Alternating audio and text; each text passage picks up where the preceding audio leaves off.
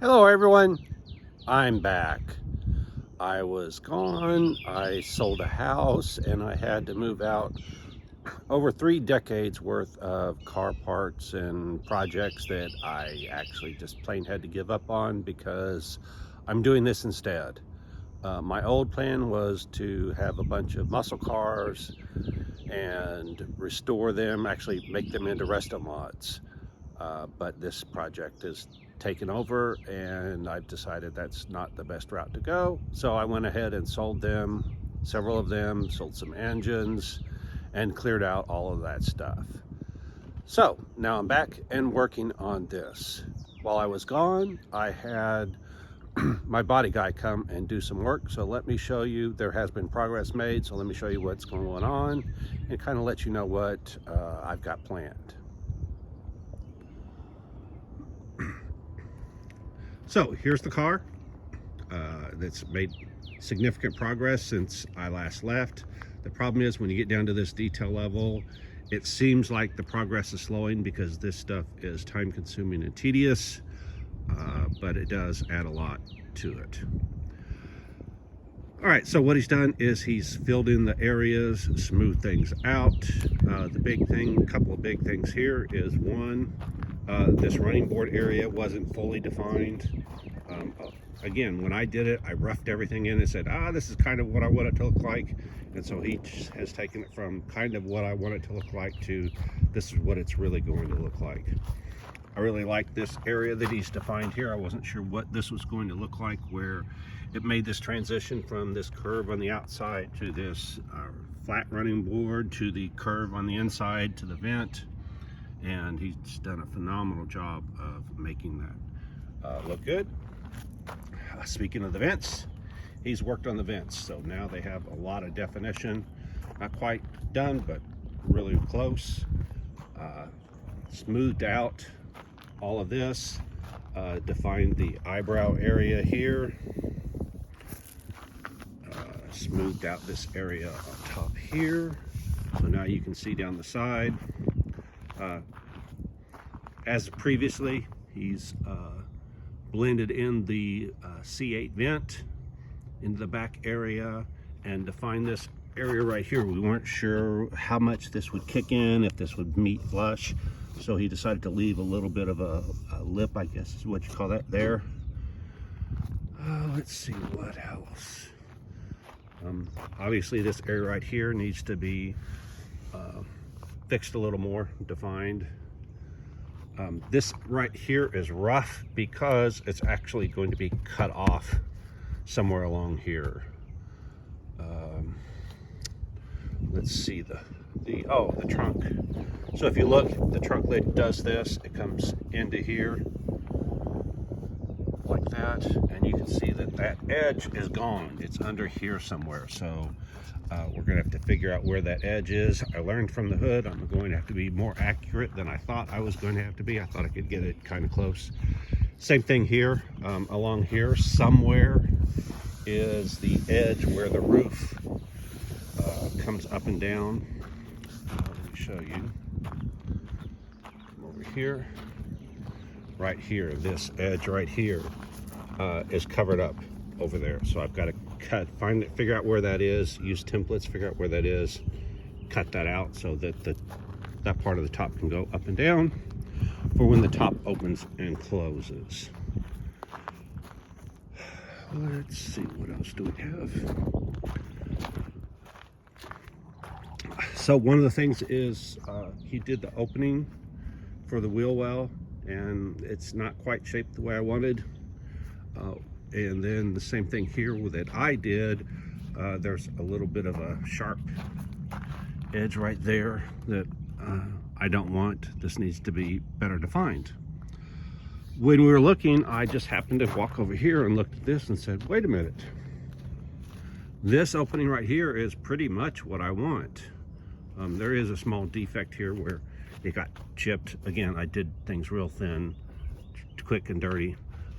But that basic opening shape is what I want.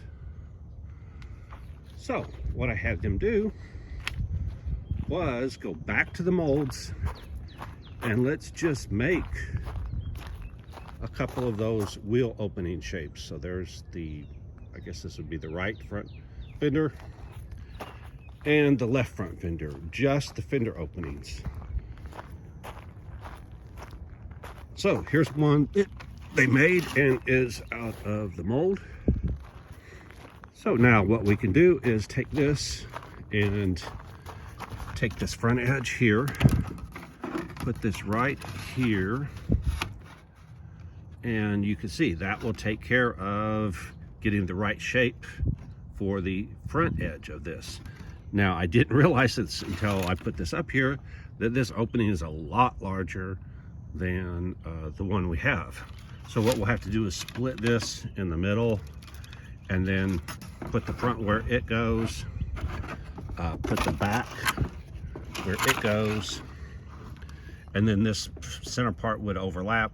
We'll just cut it to where the two butt together and blend that. Same thing with the front.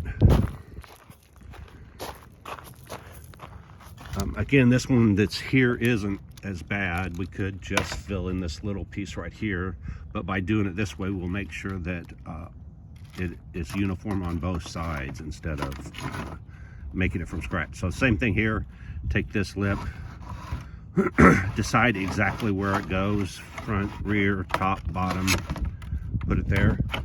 The back edge, we do the same thing, put it in place, make sure it is located where we want. Again, we'd split it in the middle and there'd be a little bit of overlap, and then we'd cut the overlap and blend it in. Might not have to use this on this one because it is pretty close.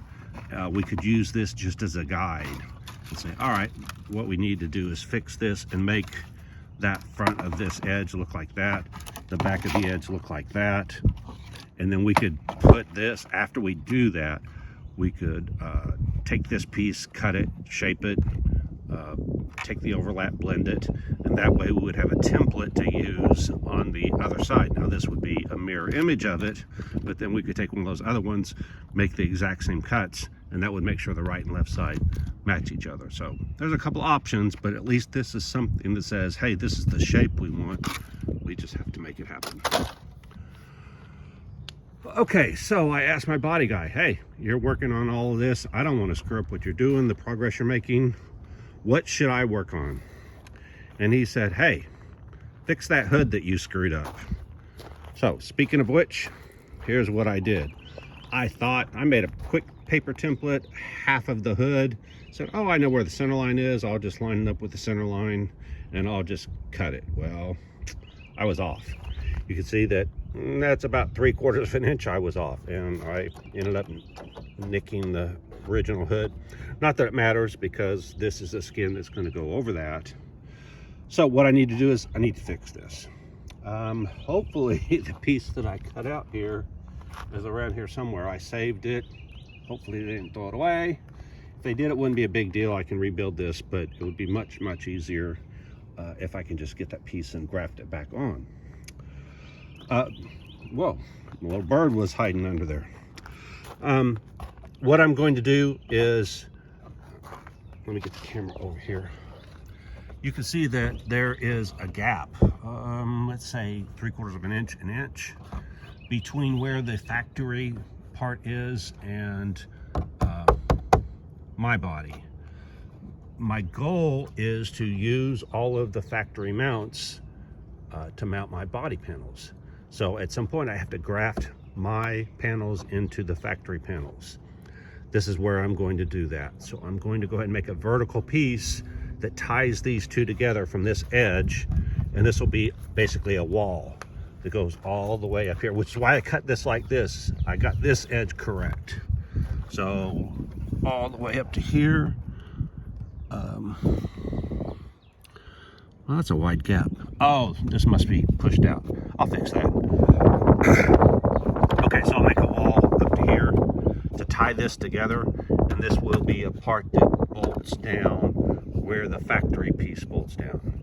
From there, I will extend this hood to get my gap where it needs to be. And then the same thing is I will tie this new hood to the factory hood. and fill that in and fiberglass that in. What will happen is this outside will actually have a lip that sticks out, so that when we go to making the second car, there'll be some latitude where ideally say the fiberglass piece that comes out of the mold will actually have no gap whatsoever. And then when we put it on, we will hand contour the gap to get it exactly what we want. That'll allow for some manufacturing variances there. One of the suggestions was to get rid of this W shape here. Doesn't really follow the theme of the car. The challenge with that is when you open the hood, that W shape will still be there because it's in the pieces that are underneath. I don't have the keys, otherwise I would open it up and show you. I haven't decided if that's a deal breaker, whether this needs to come across. If you look at the original C2, it comes straight across here. You can see where I had to fill in. It comes straight across here. I don't want to make that drastic of a change, so no matter what, it won't be exactly like the original. So the question is, how much do I deviate, and is this W shape going to matter? I don't know. Again, I'll decide that as I go. Several people have asked what I'm doing about the front end. Well, the front end's pretty much what it is right now. You can see where these pieces meet, almost meet. So I am literally just going to extend this and blend it in here. The headlight buckets cover this, so none of this really matters because the buckets actually have a aluminum box that bolts into here. It literally fits really tight in here. So that's pretty much taken care of. I'm not going to mess with the front right here. The only thing that'll be left after the headlights are put in, and that's blended in, is the grill opening area down here, which is nothing but a bunch of vertical bars, chromed or polished aluminum bars that go across visually. So the front end is pretty much the way it's going to be. Minor things. I left this one tab. As I was doing this, I cut off the tabs and blended this together. The Jacobo, my body guy, went ahead and I only went to right here, and then left the other tabs, actually cut off all but a couple of tabs. He went ahead and bonded these two sections, the outer fender and inner fender, together. Left this one. This is just a matter of taking the screw out and cutting off this one tab. Nothing big. Same thing here, just, you know, get rid of this extra piece. Just blend all of this in.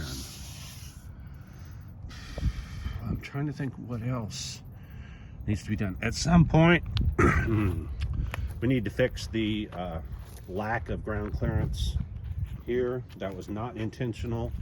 What happened is the part slipped while we were working and it ended up getting fiberglassed in place.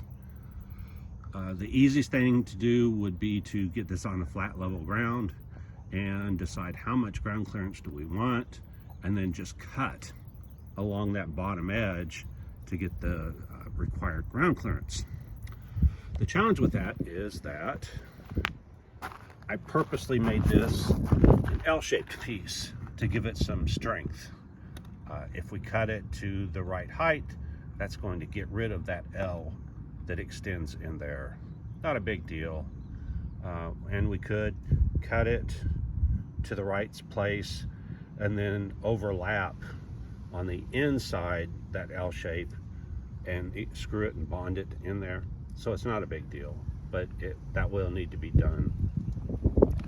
That was one of the other things, he defined this edge right here where I purposely made the fender overlap the door.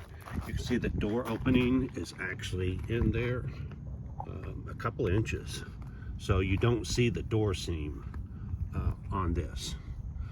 Also means though that I can't put a vent cover on here. If I put a vent cover on here, this door won't open and close. So this is going to have to be left open. Not a big deal. Again, I don't have the keys, so I can't open the door and see, but I did make it to where this does clear. This section right here is going to be a bit of a challenge. Not a big deal. I think I can just, you know, put a piece right there. Again, I'll have to check it by opening and closing the door and seeing what clears and what doesn't clear. That's all I can think of. You know, there's a couple areas. That hole right there has to be filled. This area has to be defined. The factory piece curved in right here, and I need this to blend into this curve. Probably will end up filling in this area right here at some point. Again, this was a to be determined, and we're at the now we have to determine it. Same thing with this. I guess this needs to be cut off, a little bit of overlap. But to do that, the door had to be finished so that we knew where that edge is. And you can see we're in the process of doing that. Looks like this door may be fiberglass closed at the moment. Not a big deal, but obviously that's going to have to be fixed. That's all I can think. Oh, another thing, the door opening. The handle was up under this piece right here that used to extend out. That piece is no longer there. I really don't like having a hole there. So what we're going to do is take that same door opening. It's nothing but a momentary switch.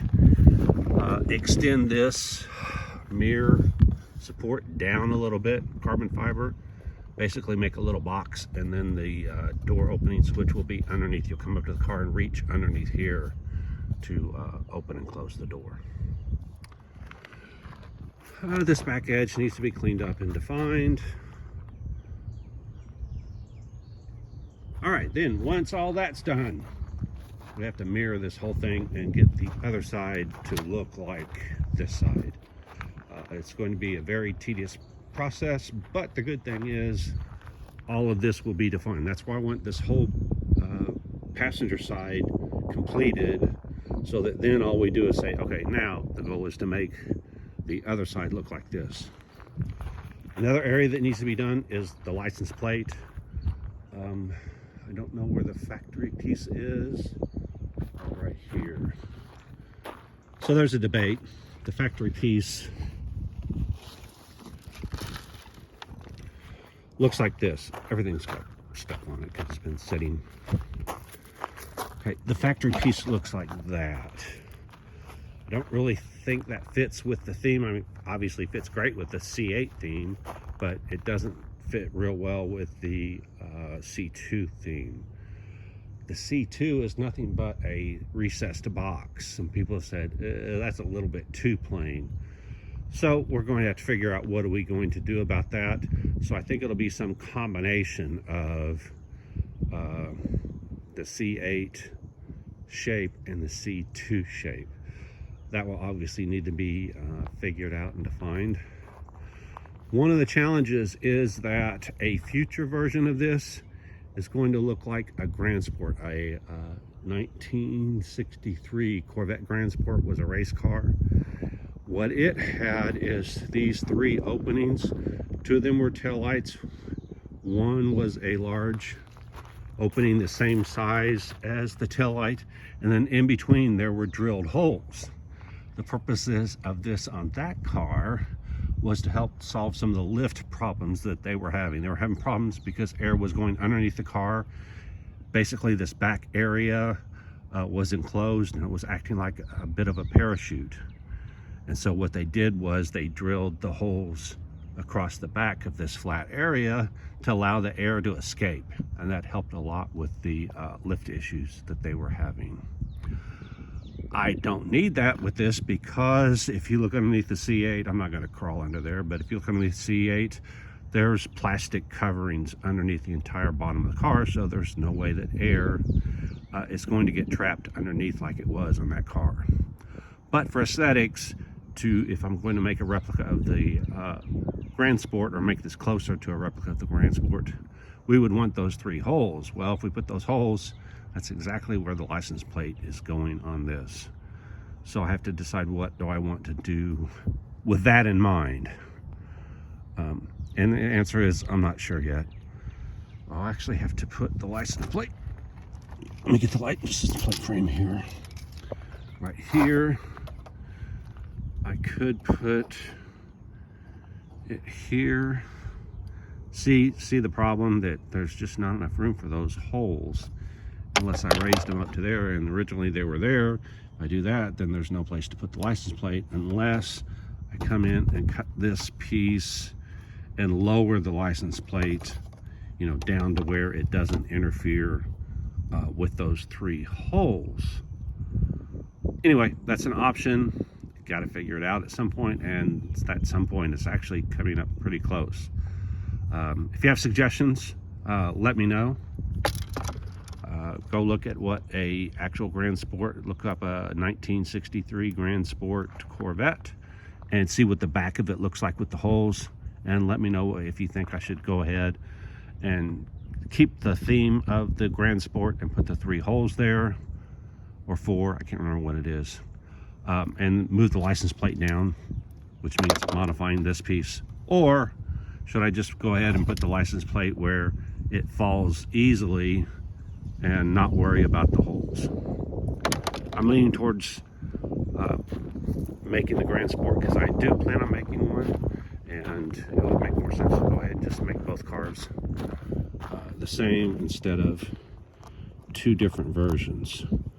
While I'm talking about the Grand Sport, I do eventually plan on putting a Grand Sport hood scoop on the front. Again, you'll have to look up the Grand Sport and see what it looks like. It has a lot of vents. It has a hump in the center and a lot of vents. I do plan on doing that. I was going to do it to this car, but there is right at 2 months left to get this thing done, and I don't want to do anything that's going to jeopardize having this car finished. And in fact, there is a car event at COTA, the Circuit of the America in Austin, and it's a parade lap. It's Corvette event, and we get to have a parade lap of our cars, and I paid to do that. So I need a car. Ideally, I would like for it to be this car, but that means I just knocked 2 weeks, over 2 weeks off of my schedule to get this done. That's pushing it even more. So I do see that I could finish it with a flat hood. I think trying to do a Grand Sport hood would make me miss that deadline. So I'm going to go ahead and finish this the way I can as quickly as possible to get it done, with the intention of saying that, okay, a future version will have the Grand Sport hood and the Grand Sport back. And one of the other things is, I didn't realize this, the actual Grand Sport, the headlights, the plexiglass headlights actually wrap all the way around. This area right here is flat across here, and the headlight area wraps around here. That's going to require, again, cutting this front piece off and grafting on a Grand Sport front end. I did talk to the guy that owns Duntov Motorsports, and he has agreed to make me a Grand Sport front end. Not only make one for me, but if I'll give him this outside measurement, that he will modify the part so that it actually fits this C8. In addition to making a hood and all of the vents. Again though, the original hood was more rectangular, came out to here.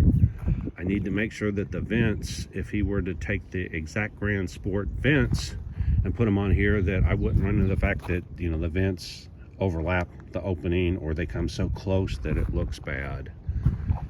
I don't know. I could order a hood from him and test fit it. I don't know. The other thing is that between the front end and the hood and the vents, it's about $8,000. It's over $8,000. So I have to decide, do I want to do the $8,000 now, or do I want to delay? What I'm thinking is I may have him make that front end, and when we go to the Street Rod Nationals, I will show up with this car without the Grand Sport option, and then tell people that, hey, if you want a Grand Sport, we can add these for an extra charge. Again, that's the future. Don't have to decide that right now. But oh, the other thing, wheels and tires. The plan was to put larger wheels and tires on this. Let me stand back and look. Previously, it just plain had to have the larger wheels and tires just for balance. Now, I'm not sure they're as required as they were. We will see after I put the wheel openings, make the wheel openings the correct size, and we'll have to decide, do we really need the larger diameter wheels and tires? We may. I do have this set of wheels and tires that's on the back. I have all 4 of them, so I can put them on the front. So that is an option, and now I think about it, maybe the option we have to go with for the first version, and then later on we'll figure out what to do. Again, won't know until we get all of this finished and see, oh, it looks good. You know, we may say, hey, it looks great, except for those wheels and tires are too small. They need, you know, the larger diameter ones. I priced those last year when I started this project, and it was about $10,000. Since then, someone has told me they can do it for significantly less than that. So I will be reaching out to them. If you're listening to this, whoever told me that, sorry, but that's buried somewhere in my records and emails or Facebook or messenger chats or whatever. So if you reach back out to me and let me know, we can go down that route. I'd like to see what it looks like. And anyway, I'm into this so deep that, you know, what's another set of wheels and tires? What the heck?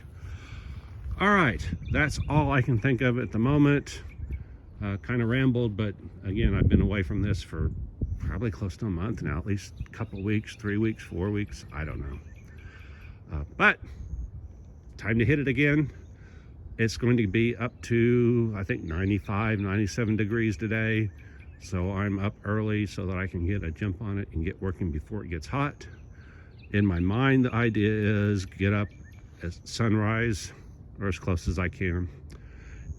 Work until it gets too hot. Definition of too hot is, I don't know. But at some point, let's say noon, 1 o'clock, something like that, it gets pretty hot. Stop and take a break, go do my running around and things I need to do. And then in the evening, when it cools off a little bit, it doesn't really cool off in the evenings here, jump back on it and get going. All right, so in light of that, it's time for me to stop videoing and get to work. So I know a lot of you have been anxious to see this get updated and see me get back working on this.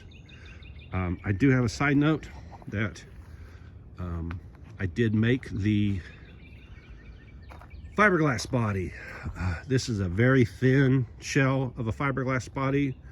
My molds that I bought were originally for this conversion on a C6 instead of a C8.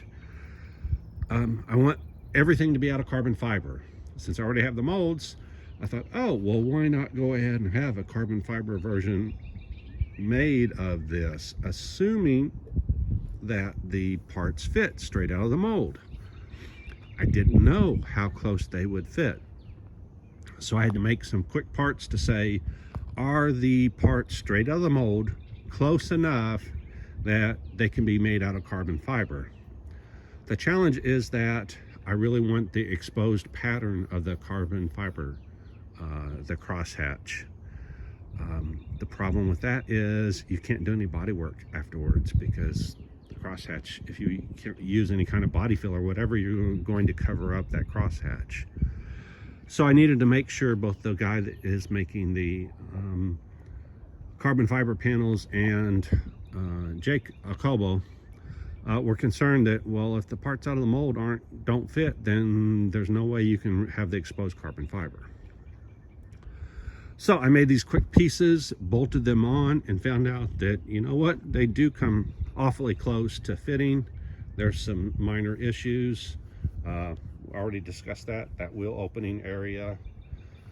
But as a general rule, it looks like that straight out of the mold, these parts are going to fit.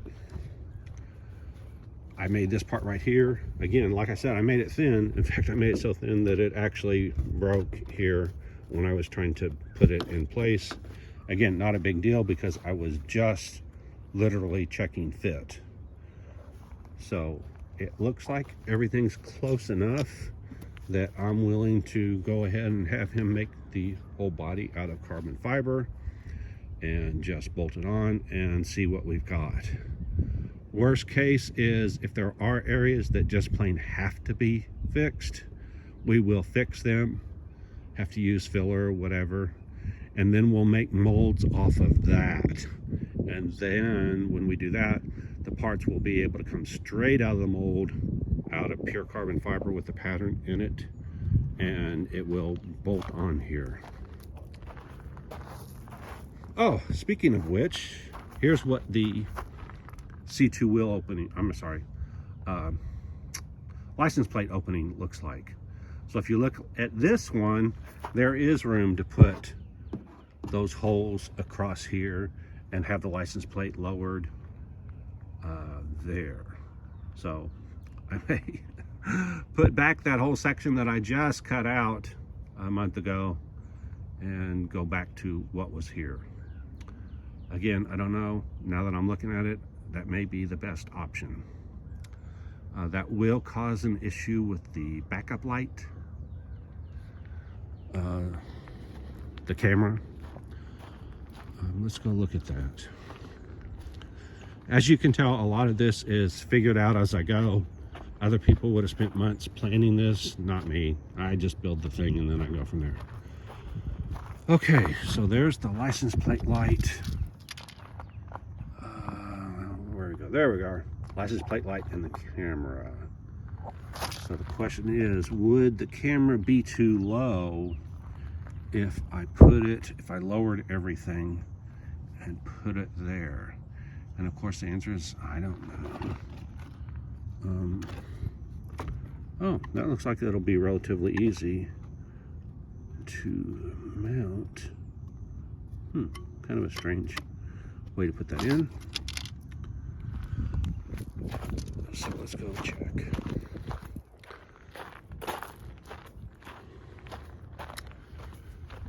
You can see as I design my thought process. So the question is, if I put this camera and license plate, will it be too low to be useful? I don't think so. If I had to, I could slant it a little bit, make this edge right here a slope instead of flat. That would angle the camera up a little bit so that I could get the field of view that it has when it's up higher and flat. So that is an option. Again, I'm thinking as I go, but as I'm thinking, that looks like that may be the best option, to go ahead and put this back in place and go from there. Luckily, hey, I have a piece right here that if I have this made in carbon fiber, this fiberglass piece is no longer useful, so I can cut it out here and use it on that.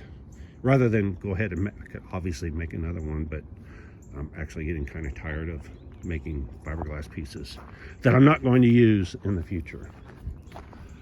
There, now that should do it. Okay, so onward, upward, get going. And if you don't think I'm going to get this done in time, well, you don't know Jack.